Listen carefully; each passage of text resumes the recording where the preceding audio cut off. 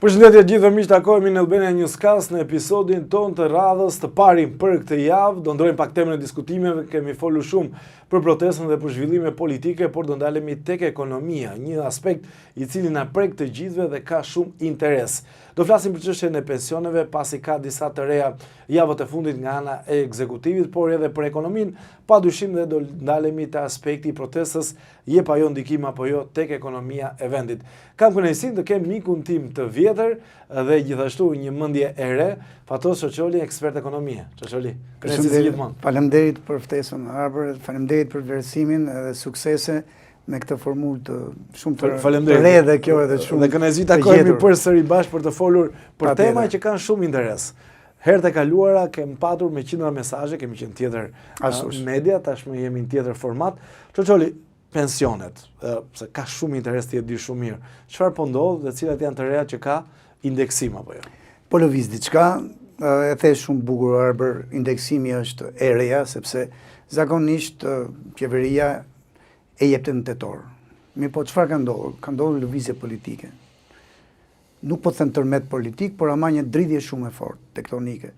Dhe për shkak të këtij tërmeti politik, qeveria do dojë që ata ambar të zgjedhjeve që e ka përmes pensionistëve tanë, sot që flasim janë mbi 740.000 të tillë, që shikojnë qeverinë nga duart, në kuptimin që sa do të arrisësh pensionin.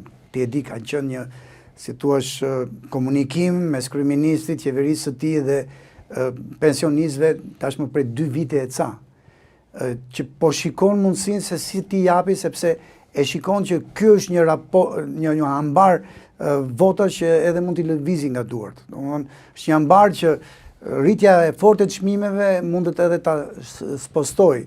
Kështu që çfarë bëri të rejën e fundit, e afroi në 3 muaj indeksimin. Çfarë është indeksimi? Indeksimi është është detyrim ligjor, por që disa vite edhe nuk e kemi patur të zbatuar. Kur?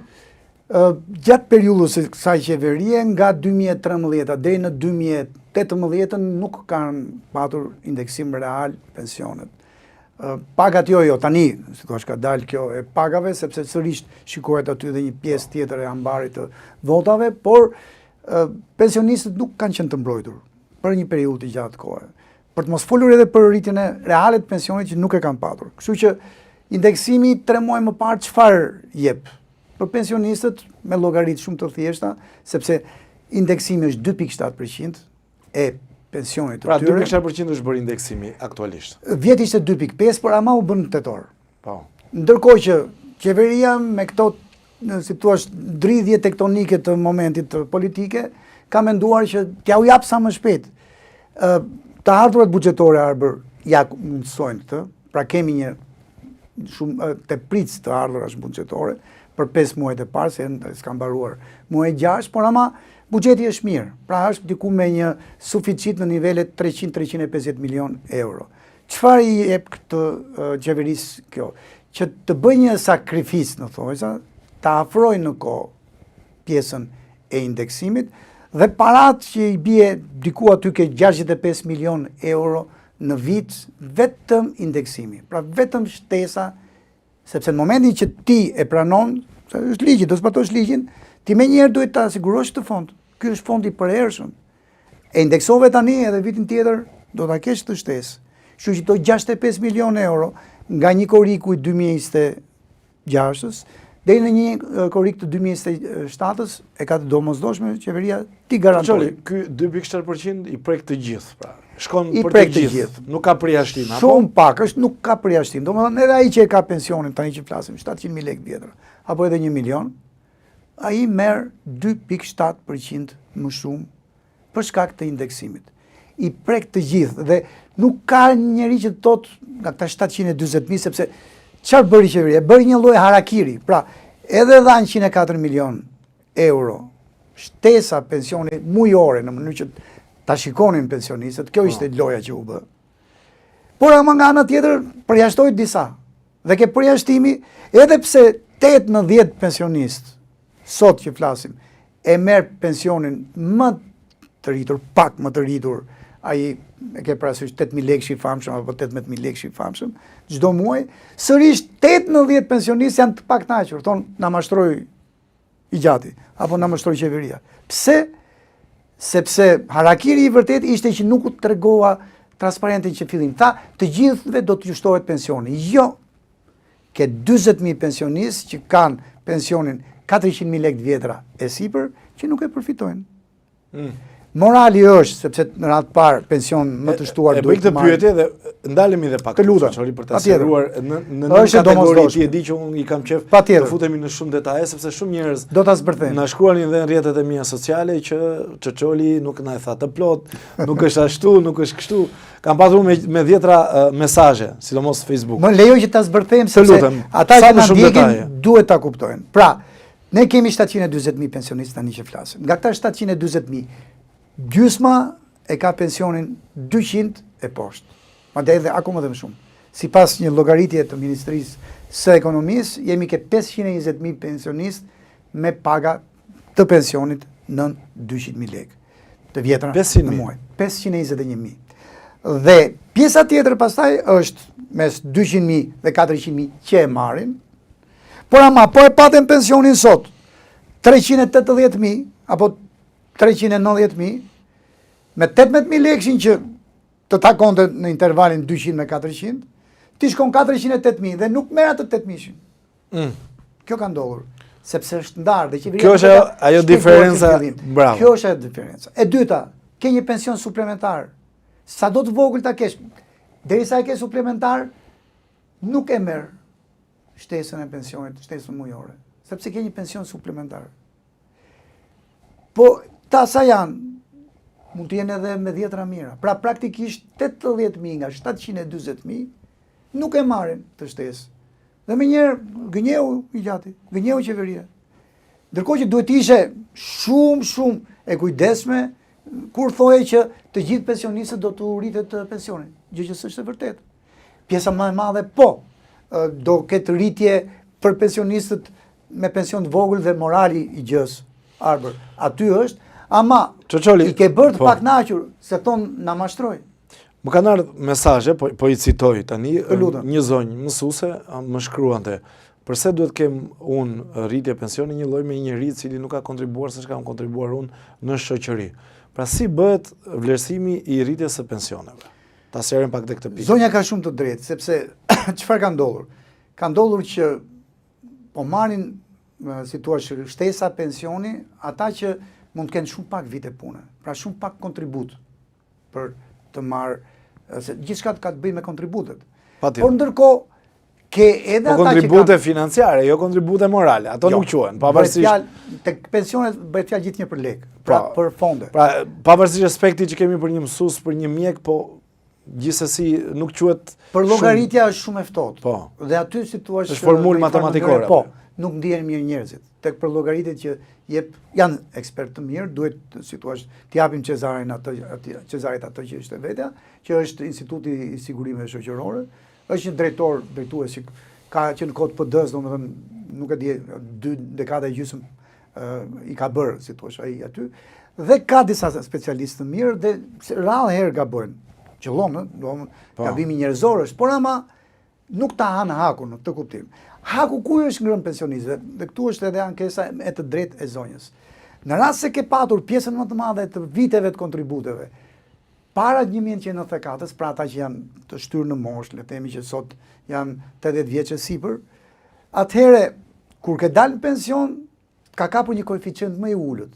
Dhe edhe pse ti apo zonja apo kushdo e ka plotësuar, si thua, po merr pension të plot, tani që flasim, për shkak të këtij ndryshimi të koeficientit, sepse ndodhi ndryshimi edhe i pagave pas 1994-s, ai që del tani në pension, edhe pse mund mos i ketë vitet e plota që ka zonja, merr më shumë. Dhe kjo është padrejtësi. Padrejtësi e mirëfillt. Po u bë ky ndryshim koeficienti sepse edhe rrogat për periudhën pas 94-s me ekonominë e tregut filluan të shtohen ndjeshëm. Dhe kurse si nuk mund të thuash që ke punuar 20 vite para 94-s, 80 deri në 94, 14 vite, 15 vite, dhe 10 vite tjera e ke me pension të pjesshëm. E ke pas 94-s, por ama kontributi që ti ke dhënë me rrogat e reja, se leku po ai është, nuk është se ka ndryshuar. Është me herë më i lartë se sa rroga që ke patur përpara.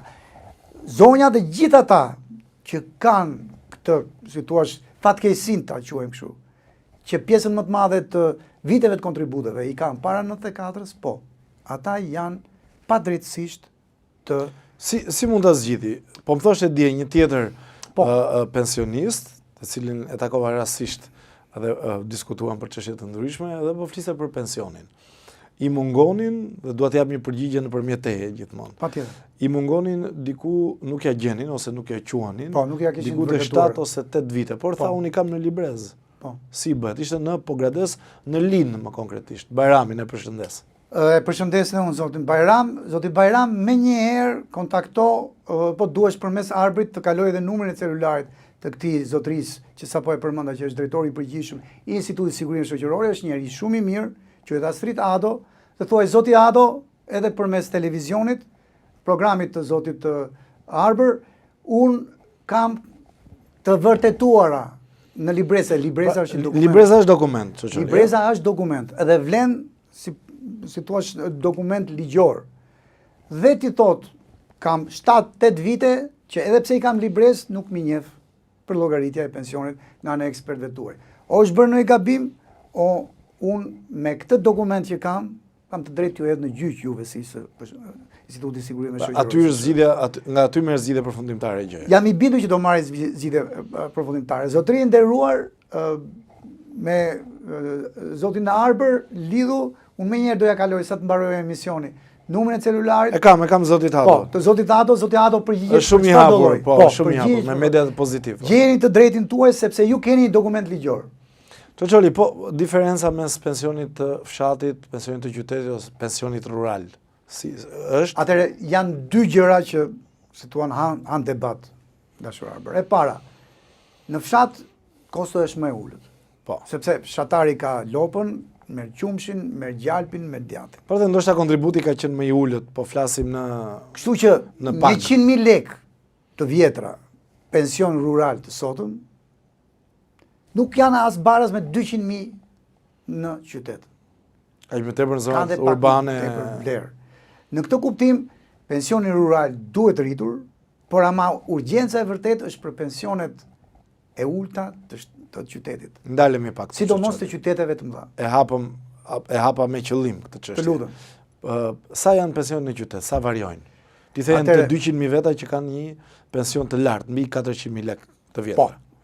Pra 521.000 janë në 200.000. Po. Nga këta, rreth 300.000 janë në fshat, sepse kemi gati ende 35% popullsisë që kemi atje, dhe 220.000 janë banor të qyteteve tona, pensionistë, që marrin një pension 200 deri në 300, apo edhe më të vogël se 200.000, se ka edhe pensione, si thua, ku kanë shumë pak kontribute. Ata edhe mund të ketë punuar, por në zezë, ose në, domethënë, jo me kontrata të rregullta pune, dhe e kanë këtë problem. Pra, mund të kenë punuar jo në zezë, të themi në gri.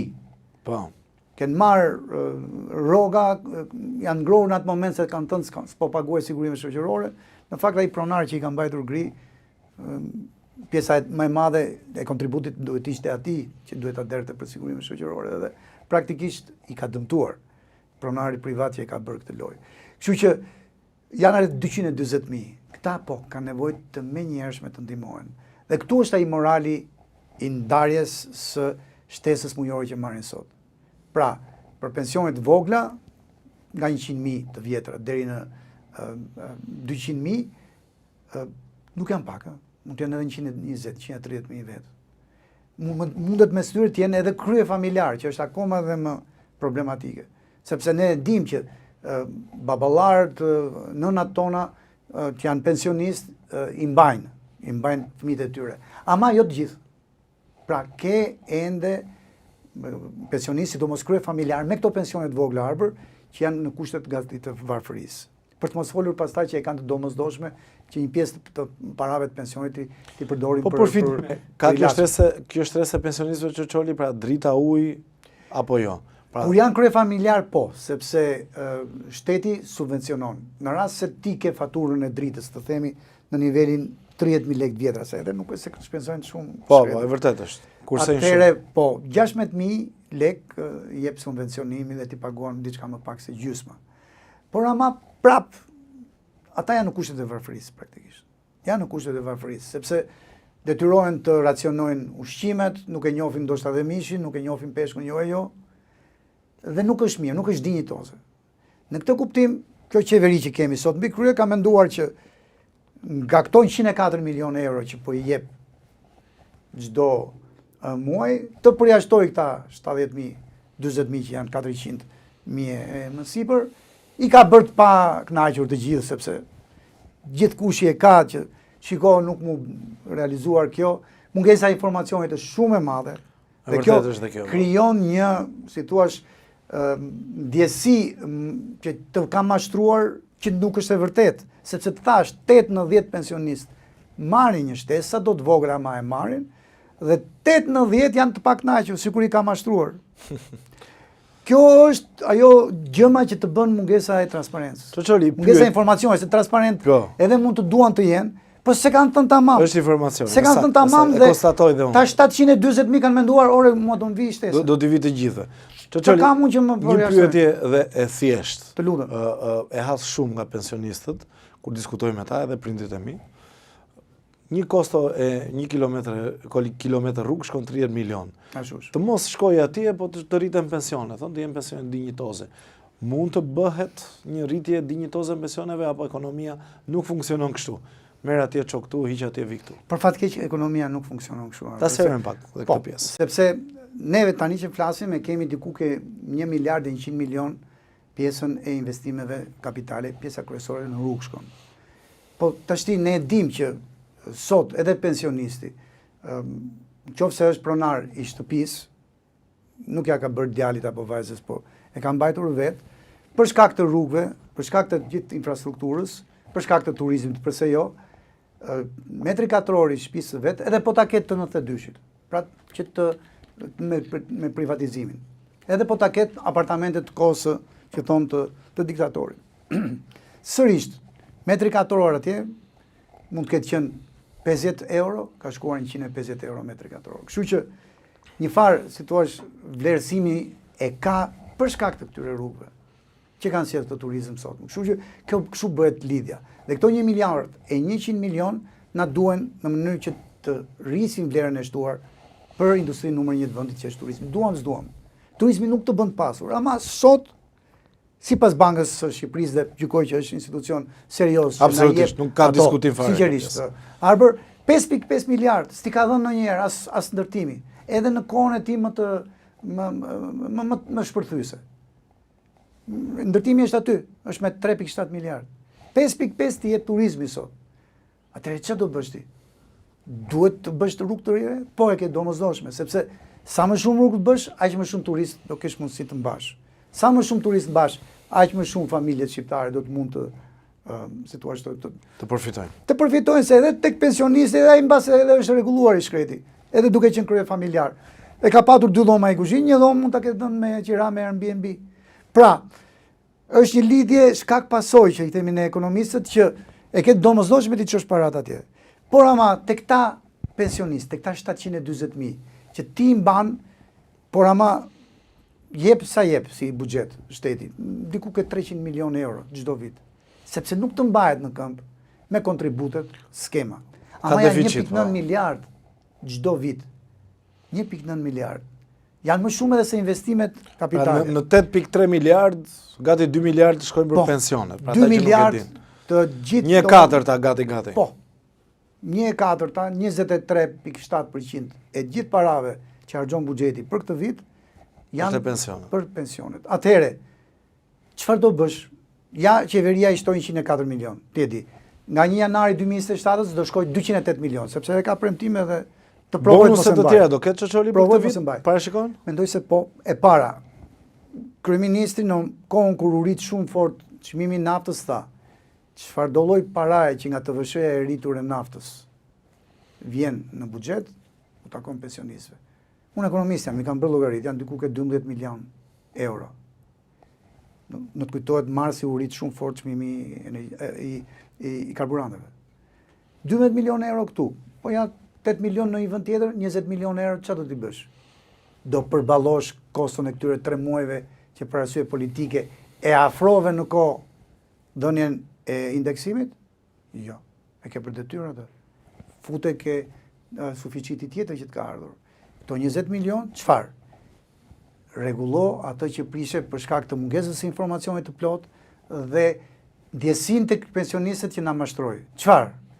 Në vjenin e vitit të ri që e quajnë gjithë atë shpërblimin, ka thënë Ministria e Financave shumë mirë ka bërë edhe Ministria e Ekonomisë që do ketë shpërblim të fund vitit, se duket sikur është larg, po jo, e vjen.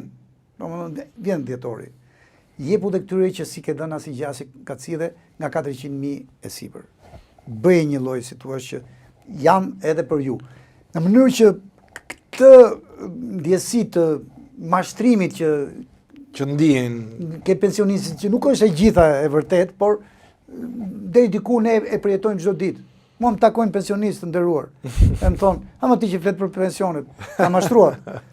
Pra, sado që të rish, kish dhe një kafe, edhe provosh t'ja u shpjegosh, duhet qeveria ta bëjë këtë punë. Patjetër. Ne bëjmë në të mirë të opinionit publik. Çoçoli, protestat, ekonomia, jep ndikim njëra te tjetra? Ka zakonshëm. Apo jo? Të menjëhersh. Si, ndalemi pak këtu. Atëre, domethënë 5.4 miliard dollar që e quajnë këtë gjatovinën që kemi sot mbi supe i dashur Arbër edhe kumbar. Por fjala kumbar nuk ka kuptimin vetëm të keq të kumbarit mafios, të Godfatherit famshëm. Kumbari është ai që të krijon një mundësi, kush? Ai që merr një palë këpuc sepse të njofti me njeriu në jetës tënde. Dhe ne i dim këto raporte në familjet tona. I njëjti raport është në ekonominë moderne sot. Greqia që kemi fqinj, kështu është zhvilluar me kumbar, me njerëz që kanë bërë miliardat, grek që kanë qenë në pozicione CEO-ve dhe që pas regjimit kolonelëve ti e di farmi 72-74 të shekullit të kaluar, në 80-ën filluan të investonin miliarda dollar nga bankat amerikane. Pse? Sepse ishin ishujt e mrekullueshëm të Greqisë, por ama shteti grek u dha lehtësirat më të mëdha dhe shumë mirë bëri. Duam dhe ne ta bëjmë këtë. Çfarë do bëjmë ne? Me shkurret mesdhetare të Zvërnecit apo me shkëmbijtë e Sazanit, një Sazan kemi. Na duhen këto 1.4 miliard dollar apo euro? Po, na duhen. Pse? Sepse i dashur Arbër nuk do vi si do kushdo që do ndërtoj një hotel atje. Se ne hotele na duhen. Ne e pam se çfarë u bë me vilat. Me golemin, me palasën, ka shumë. Po tani në palas ti ke apartamente private që shiten, ti ke vila që shiten. Ke golemin që është një katastrofë. Po këta parelli që i blen ato, edhe me gjysmë milioni euro, një vil, nuk e se do rinë. Nuk kam Çoçoli, në palas njerë. Sipër, të kërkojnë ndjes. Po shikoj për kuriozitet. Të kërkojnë ndjes, por ama pikërisht, këta njerëz që janë parelli, nuk do rinë 365 ditë aty. Turisti në një strukturë hoteliere, po, ai të ri. Po kthemi pak te protesta Çoçoli. Atëherë, protesta çfarë të bën? E ke parasysh këndvështrimin e mediave ndërkombëtare, sidomos atyre të jetë kritike ndaj presidentit Trump? Nuk po i përmend. Një prej tyre edhe CNN, më themi, nuk ka problem. Protesta ndaj resortive luksoze të Xharet Kushter dhe Ivan. Ky ka qenë kryefjala në fakt. Ndërkohë që protestuesit tan, Parlamenti Real i Shqipërisë, që sot është tek ta të ri që kanë këtë energji pozitive për të protestuar, shumë mirë bëjnë që dalin, dhe që kanë një mrekulli që janë të paqët më në fund. Kemi protesta, nuk kam asnjë mbushin muajin që janë të paqët. Çfarë do të thotë? Edhe kauza është e drejtë. Kauza, prandaj them që është parlamenti, sepse ne nuk kemi patur një parlament me një kaos. Ne kemi patur një parlament çokaxhi, një parlament që pse drejtuesit të partive kryesore të vendit ton me listë i nxorën deputet dhe ata me disiplinën e kartonit jeshil nga partia në qeverisje, apo me disiplinën e kartonit të kuq gjithnjë nga partia nuk kam dhënë asnjë ngjyrë këtij parlamenti. E vërtetë është. Pra, ky është parlamenti me ngjyra i vendit tonë. parlamenti i protestave rinore. Por ama, kur ti përmende CNN-in, po janë dhe shumë të tjera, MS Now, apo ç'të të them, BBC-a, CBS, të gjitha, Reuters, janë lojqe të gjithë. Të thonë që ta protestues me këndvështrimin protestojnë ndaj resorteve luksoze, atëre ajo intereson atyre, sepse dakord, lajmin e bën fakti që dolën me mira qytetarë shqiptarë, revolucioni i flamengove, pra i këtyre pelikanëve, dhe janë anti-Trump, kështu duhet na dalin neve vendi jon, anti-Trump, ndërkohë që jemi vendi më pro-amerikan i Evropës, së bashku me Poloninë. Kjo është një e njohur botërore. Patjetër. Por ama nuk ta dim ta. Po në ekonomi, qindra milion qytetarë që e marrin informacionin nga CNN, nga MS Now, nga Deutsche Welle, nga France 24, nga gjitha. Mund të japi impakt thua në sezon apo nuk e jep shumë impaktin ke këta, se sa unë uroj me shumë sinqeritet ta them arbër që ato 5-4 miliard euro të mos trëmben. E kush është pas tyre? Ne dim kush janë pas tyre. Janë dy vëllezër miliarder nga Katari, shumë mirë. Ata kanë ndërtuar një pjesë të mirë të Katarit të kupës së botës 2022-shit. Kompania e tyre është e 42-ta në botë për ndërtime. Dhe 187 milion euro që të erdhën, nuk të erdhën nga noi kapriço në një miliarderi. Të erdhën ishin për tokën apo? Ishin për 150 hektarët. Zvërneci, që ta dinë qytetarët, është 750 hektarë. Komplet, e dinë më mirë gjeografët. Laguna e Nartës, Pishpora, një pjesë e Pishporës, dhe vetë Zvërneci, që kanë një ekosistem të tyre, të mbrojtur, po është mbrojtja numër 5, nuk është mbrojtja numër 1. Vjosa e kanë numër 1. Po. Në Vjos provo... Peizazhi mbrojtur, quhet, kategoria... Sipas kategorisë, nuk e kemi bërë ne atë kategori. Janë të gjitha vlerësimet të një strukture ndërkombëtare. Që njësoj i mbron ere peizazhin e mbrojtur në Mykonos. Je për ndërtimin apo jo? Jam për ndërtimin, sepse të thash, çfarë do marrim ne nga shkuret mesdhetare të Zvërnecit? Është një mjedis i mrekullueshëm aty, të gjithë si thua mrekullohen kur bëjnë atë vjen e ngushtë që duket si ur mbi ujërat e cekta aty deri në manastirin e Zvërnecit, edhe çfarë ngeli më? Ajo do të ruhet, sepse është një mrekulli e natyrës, aset jonë. Ka specie të jashtëzakonshme. Unë kam qenë 2 javë më parë, ishte një mrekulli e vërtetë. Ka, atëherë, ne çfarë bëm? A u gëzuam gjithë kur filloi të investojë për aeroportin ndërkombëtar të Vlorës? Vlora i largon. Nuk pati debate. Vlorat i largon pelikanët. Nga zhurmat. Te aeroporti. Pelikani Karçorel nga zhurmat ka ikur. Ka qenë edhe në Mykonos. Po. Por u ndërtuan 3 aeroporte turistike atje edhe s'ka më pelikan. Çoçoli, për aeroportin e Vlorës, çfarë po ndodh? Një kaos i vërtet, mishmash ligjor, ortakësh, aksionerësh, si është e vërteta? E vërteta është që as që diskutohet ka zën ka aksionerësh, nuk është hera e parë në aeroporte shumë të mëdha. Joni është relativisht i vogël në krahasim me përmasat e vendit tonë, ama është aeroporti më i rëndësishëm i Joni pas Trinasit. Kështu që zën ka partnerësh normalisht me gjykat duhet që gjykata vepronte shpejt sepse është. A ja ka dhënë pacollit apo jo? Ja ka dhënë. Po. E ka drejtën pacolli apo jo? E ka drejtën, por e ka de jure. Ma beteku. E ka de jure, nuk e ka de facto, sepse mjafton që si thua partneri me 2% që deri tani është marrë me anën konkrete të ndërtimit, të vendosi 3-4 nga ato kamionët e vetë ndërtues atje dhe ja bllokon. Edhe pse ky me letrat e gjyqit është ashtu siç duhet të jetë, sepse është ky si është zgjidhja, ajo që thotë zoti Karakaçi, ministri i energjisë, apo çfarë do ndodhi? Kur mund të jetë gati? Si e mendon? Mirë koment edhe ti i di detajet. Po. Atëre zoti Karakaçi ka bërë mirë që ka thënë që 30 ditë afat. Po, për çdo vonesë do jetë një gjop për kace, sepse ti ke shkruar një kontratë. Dhe më paradoksalja është se pjesën më të madhe të gjopës në varësi të peshës së aksioneve do ta paguaj prapë zoti Pacolli. Ndërkohë që shkëmbit, si thua, ato shkopit në rrota nuk ka qenë se i ka vënë vetë zoti Pacolli. Ai garantoi investimin. Më falë se kështu veprohet kudo në botë. Ai mori edhe ndjes pikërisht mori kredin për ta bërë. Kështu që është paradoksale por 30 ditë që ishte i domosdoshëm.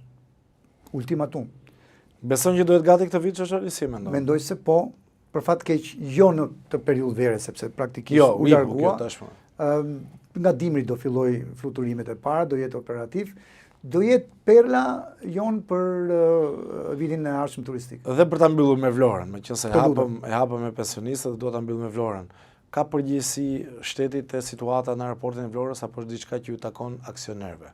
Gjykoj se përgjegjësinë e ka. Akuzojnë zonjën Balluku her pas herës dhe mos opozita. Jo, nuk mendoj se ajo pjesë, sepse praktikisht shteti dha vetëm licencën.